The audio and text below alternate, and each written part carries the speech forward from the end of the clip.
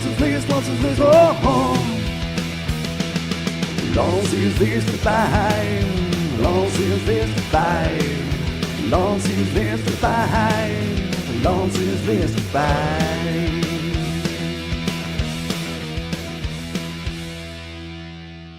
By the way, speaking of Ryan Gosling, we have that Laurel's list up for you to watch, talking about her favorite Ryan Gosling movies. Speaking of our retro trailer reactions, we've got that Kindergarten Cop video that is going to be dropping for you later today. We'll also have a Fallout series review for us, or season 1 review, I should say, dropping later today on the channel. Tons of content for sure. But right now it's time to get to what are, John, the 5 most proficient video game to screen adaptations in your professional opinion. So this is definitely going to be a different list than most people. I'm not basing this on success. I'm basing this on A, my love of the game, and B, how well the game is actually adapted to the screen. Right. Proficient. Because I think that is the thing with Fallout, is a very good adaptation from what the game was. Now, general audiences is a second part of this that sometimes it works, sometimes it doesn't, and I think Fallout, it worked for the most part. But there's 2 names that make multiple appearances on this list from Fallout. So we'll see what those are. I don't know what that means. Well, you have to wait. I guess that's called a tease. Yes, in the business they call that a tease. Okay. We'll also take your reaction in the chat of what do you think were the most proficiently executed adaptations from video game world to television or to movies. We would love to hear from you in the chat. And also, while you're here, give us a thumbs up. We'd appreciate it. Really helps the channel growth for sure. Starting off with a controversial pick for anyone who's seen that movie. I feel like that one was either loved or hated. Polarizing. And I was on the love side, and it was loved by people that are Warcraft fans. It was hated by everybody that's not a Warcraft fan, because Warcraft is a complicated universe to get right. Is it Duncan Jones behind this? Yes. Good pull. However, there's one person who is the same as Fallout, and that would be Ramin Djawadi. I love Ramin.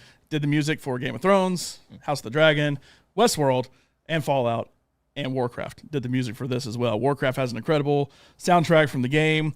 But this is a long, complicated universe that has been built over 5 or 6 games, really and truly, if you count some spinoffs. But World of Warcraft is my game. I've been playing it for 20 years now. It came out in 2004. They're celebrating the 20th anniversary this year. I played Warcraft 3 a little bit, but I'm not a big real-time strategy guy. But this is kind of like a prequel to what we know in World of Warcraft. So it doesn't even follow the actual story that you have in World of Warcraft. So I can understand why people go and see it, and see, tons of characters that we've known from the game, like Gul'dan, Blackhand, Durotan. Yeah, Durotan. I'm saying all the names to see what Rocky's face looks like, because you see all that and you're like, I have no earthly idea what's going on right here. Yeah. But I understand what's going on, and I loved it. It was the highest grossing video game film of all time until I'm trying to think. I think Detective Pikachu just barely passed it, and then of course Mario blew everything out of the water this past summer. But no, Warcraft, I think, is a very well done movie for the Warcraft universe, which when it comes to adapting from video game to movie or TV, that is what is most important to me, and so it worked for Warcraft fans. Speaking of the character Duraflame, you can get Tim in it if you do a prequel, call it Civil Warcraft. Think about it. This already was a prequel, so it probably should be after the fact, after they've had the conflict, fighting with each other. Duraflame as the honestly, president. Warcraft is one giant civil war on Azeroth between the Horde and Alliance. Oh, everybody knows about Azeroth. We'd been asking for a while, which of the next round guys would not be the one to mock us on this show? And we came up with Rockstar. We said Rockstar would be a fun addition to this. And then what I've realized is Rockstar's mocking us on this show. No, I am not. You certainly are. I am not. We're going to get through it, though. It's okay. We're gonna make it through. If Assassin's Creed's not on here, it's going to be your ASS. Let's go. That's actually quite funny. Let's go to number 4 on Lunce's list. If Warcraft is 5, and I know John loves Warcraft, these 4 have to be. Warcraft also made my 5 biggest franchises I know. Of all time. These other 4 have to be real bangers because John loves Warcraft. I'm surprised it actually is not higher on the list. I just type it as WoW. That's what a lot of people call it. Fallout Boy. Fallout. Okay. We are less than a week from when this thing was released, and it's already made Lunce's list of 5 best video game adaptations. of all time with Fallout, the series that you can watch on Amazon Prime. It's one of the only few series that have the actual game developers as the production company on this. Todd Howard is executive producer. As did Warcraft. Oh, wow. Yes, Todd Howard is from Bethesda is on this. Now, let me say this. Fallout could probably be higher if I was a fan of Fallout the game. I ran through Fallout 3 when it first came out, and one playthrough, and I said, okay, I'm done. Never played it again. Never touched New Vegas. Never touched Fallout 4. Never touched Fallout 76. Never played any of them. Not my style of game overall. I'm more of an Elder Scrolls guy. I was obsessed with Morrowind, Oblivion, and of course Skyrim has been out and come out 5,000 different times, I feel like, from Bethesda, and Elder Scrolls 6 is in the works. Not a big Elder Scrolls Online fan, though. But while I'm not in love with the game, I am in love with the lore behind the game, of the kind of retro futuristic style behind it. Obviously Westworld, one of my favorite, or it is my favorite TV show of all time. I'll fight anybody that season 1 of Westworld is the best season of television ever. But this didn't quite get there, but it at least kind of sort of put some duct tape over that Westworld-sized hole in my heart, with Jonathan Nolan, Lisa Joy, and Ramin Djawadi. Yep. Did you see some parallels between the Man in Black from Westworld and the Ghoul from this series? Yes, I did. A little Dolores as well, with her and Lucy. But I actually really liked Maximus in this show. The whole Brotherhood of Steel storyline, I'd love to see more. I'd love to see a prequel for that, of how that exactly came to be. He kind of sort of halfway explains it to her. But that's a no-name actor coming in that I thought did pretty good. Almost kind of reminds me, seeing him at first, of kind of what I saw in like Jonathan Majors at first as an actor. Hey, they need a new Kang if you want to go audition for that. But, this could be a huge jumping off point for somebody like that, whereas Walton Goggins was already really big. And if you're just joining us, we won't be getting into any real deep spoilers here of Fallout. We'll give you general reactions, but we are doing a spoiler-filled review of Season 1. We've binged through it all, and we'll have that up for you on the channel. But I think it's safe to know that if you're working your way through the series, we're not going to spoil anything here with you. I just think Walton Goggins was excellent in this series. It was performance. His performance was it will be an award contender. I believe it will end up winning him an Emmy, but we'll see. We'll have to see what the rest of the lay of the land looks like. Not as good as Baby Billy. Baby Billy in this last season of The Righteous Gemstones was incredible, and I hope he gets some award recognition for that, because it's past what this last Emmys was. There's one word that comes to mind when I think of Walton Goggins, and that is versatility. He has it. He can make any small part radiate off the screen, literally. And I think it's fantastic what he does. Even in a role like being a horror junkie, House of a Thousand Corpses, Walton Goggins is in that for like a split second. But he elevates that so much, just being able to sort of steal scenes. There's a couple of guys that when they come into a role, they can steal any scene they're in, and Walton Goggins is one of those. And it's my least favorite of the three Danny McBride, Jody Hill, is that his name? Yes. David Gordon Green series that they've done on HBO. Eastbound and Down is probably still number one for me, then Righteous Gemstones, then Vice Principals. Yep. But what makes Vice Principals an underrated show to me, even though I feel like I got a lot of hate, was Walton Goggins being basically as much of a main character as Danny McBride is in that show.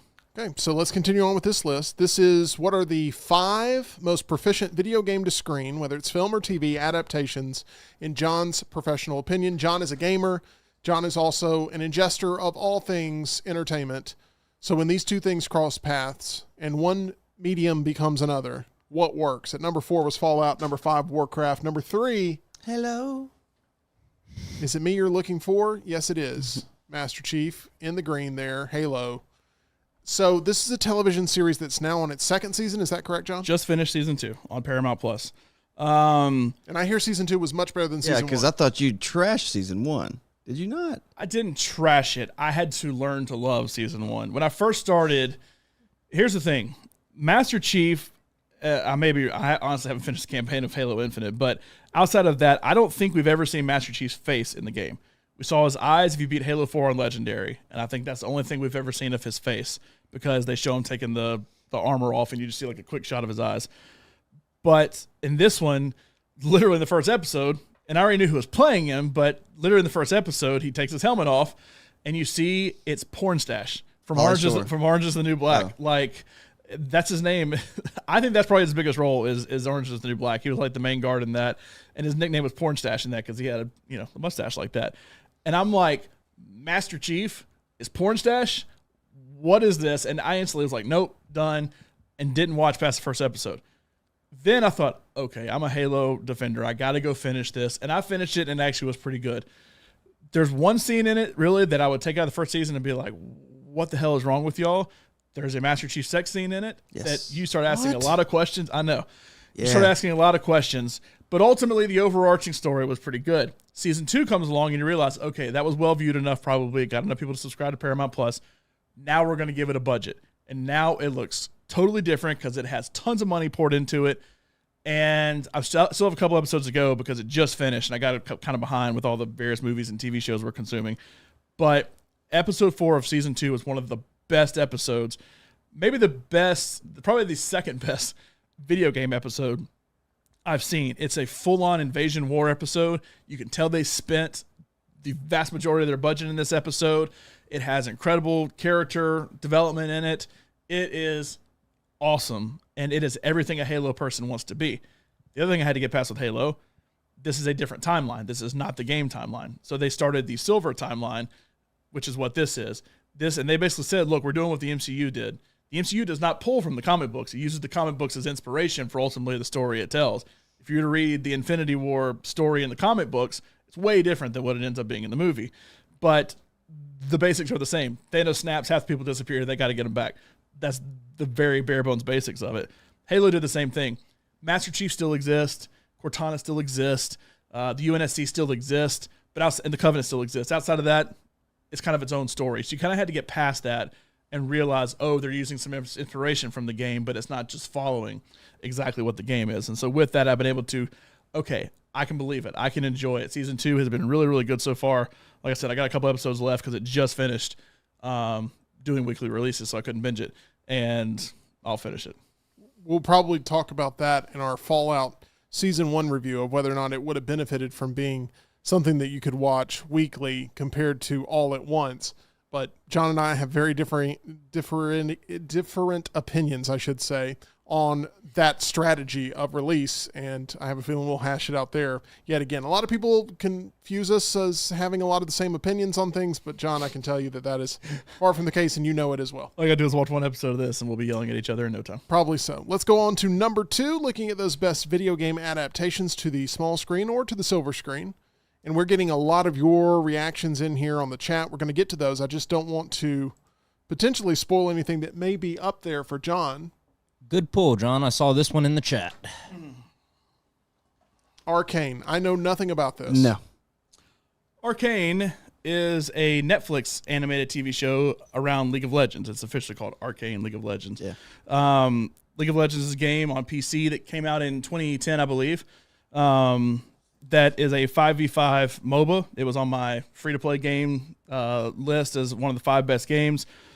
When the game originally started, it was basically you played a summoner and you summoned your character to go out in the world, 5v5, fight each other, try to destroy the other base. That was basically it. They didn't have writers. They didn't have a story behind it. And then they realized we probably need to develop a little more behind this. They hired writers, a lot of artists to kind of develop a world around it. And since then, they've grown that world. They still don't really explain a lot of it in the game. When you buy a character, it'll tell you its backstory, but that's about it. But they've done so in alternative media forms, including this TV show. It takes place around 2 main characters, Vi and Jinx. Vi, played by Haley Steinfeld. Jinx, played by Ella Purnell from Fallout. The other one that is played from Lucy. Fallout. So she's plays the main character in this as well. But it's an incredible animated series. I'm trying to describe the animation style. It's almost like hand-drawn, computer-generated, and it's not in the way that not in the way Across the Spider-Verse or the Spider-Verse movies are. Definitely not in the way like Ninja Turtles is done. It's a unique art form of its own, which is also helped. Sometimes it helps, sometimes it hurts, depending on what it is. Those 2 examples being prime examples of that. But the universe in general pulls a lot of things in. It pulls in, Lovecraftian stuff. It pulls in general sword and sorcery fantasy stuff.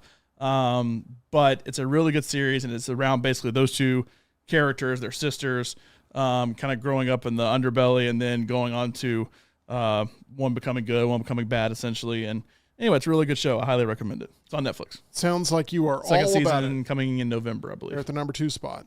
Do you want to get into honorable mentions before you get to number 1? I feel like we know what your number 1 is. You probably do. I'm going to get them honorable mentions first. So there's one notable, I guess the most notable one missing from the list, and that is Mario. Highest grossing, by far, obviously. For me, the nerd who's gone through here and explained all this random stuff that Rocky doesn't know what the heck I'm talking about. I know what Asgoth is. I've been to Asgoth. Azeroth. That's what I just said. There wasn't enough of that in Mario for me because you got to make it work for kids. And I 100% get that. I'm not blaming anything Mario did whatsoever. But for me, I want you to go full on everything I know about Mario, full on Smash Brothers universe, which they probably are going to end up doing because it made bank. There's just enough where it's like, ooh, I want it to go this one step further, and it didn't because you're getting a little too in the weeds at that You point. sound like me sort of talking about Civil War here. Like, I needed it to give me more. I did. Sure. Play the Anyway. Pittsburgh thing again. I missed it. Hold on. Oh, Pittsburgh. There you go. Just not my favorite video game adaptation on screen. I liked it. Obviously, it's better than the live action one, which is not saying much. And I'm going to put all of this stuff on the website as well, meltdown247.com. I literally wrote, pulling this from Star Wars, hopefully this will be the spark that'll light the fire that'll burn down the notion that video games can be adapted into blockbuster movies and ultimately make bank. Number 7, I think is super underrated. I wouldn't put it in my top 5, but I think it's super underrated, is Detective Pikachu. I thought Detective solid Pikachu movie. was actually pretty good. Now, Ryan Reynolds? You're 1,000% watching a little yellow fuzzy Deadpool with a cleaner mouth. But, because not only is it just his voice, which obviously Deadpool is just his voice, Pikachu is just his voice, but he acts the exact same way, and his mannerisms and everything, he just doesn't cuss. Did you say the performance was electric? Yeah. For those that don't know, Pikachu is an electric type, electric type Pokemon. Anyway, there's a reason we haven't gotten a lot of live action stuff from what is by far and away the biggest media franchise and is not even remotely close compared to anything else in the world. This is literally the only live action thing we've ever gotten. I think they did some live action thing in Japan recently that I tried to look up and couldn't find anything on, but there's a reason we haven't gotten it. But I think this did live action Pokemon as good as you could potentially do it. I don't know if you agree. 100%. I wish that movie came out when I was a kid because I went to see it as a 20-year-old and thought, wow, they made the Pokemon look real. I wish I was 8 years old again. I took my parents to the Pokemon movie, or I guess technically they took me.